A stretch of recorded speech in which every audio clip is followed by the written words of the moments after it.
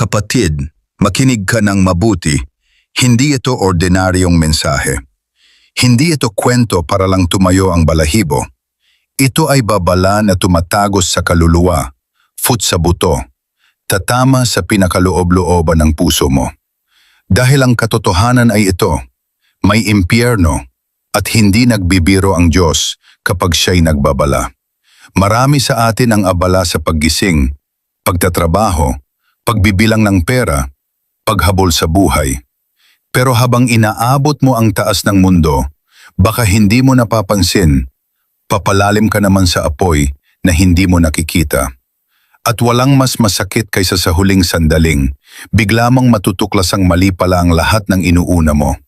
Si Jesus mismo ang nagsabi, may mayaman at may si Lazaro. Ang isa, puno ng ginhawa. Ang isa, puno ng sugat. Pero pagdating sa kabilang buhay, baligtad ang lahat. Si Lazaro ang nasa ginhawa. Ang mayaman, nasa apoy. Umiiyak, nagmamakaawa, pero huli na. Kapatid, hindi ka ba natatakot na baka ganyan ang mangyari kapag lagi mong iniipon ang para sa lupa, pero inuubos mo ang para sa Diyos? Hindi ka ba nanginginig na baka pagharap mo sa Panginoon, wala kang maipakita kundi mga bisyo, kasalanan, yabang, galit, at mga araw na sinayang mo sa lamig ng puso? Sinasabi ng Diyos ngayon, anak, bumalik ka habang may oras pa. Hindi niya sinasabing maging perpekto ka, pero hinihingi niya ang puso mo. Hindi niya sinasabing iwan mo ang buhay mo, pero sinasabi niyang unahin mo siya.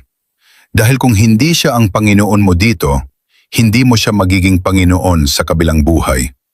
Ang impyerno ay hindi simpleng apoy. Ito ay walang katapusang pagdurusa, pag-iisa, pagsisising hindi mawawala. Pero ang langit ay nakabukas sa sinumang handang magsabi, Panginoon, patawarin mo ako. Ako'y sayo. Kapatid, ito ang panawagan na hindi mo dapat ipagpaliban. Bawat tibok ng puso ay paalala. Hindi ka ginawang walang saysay. May plano ang Diyos, may awa, may kaligtasan.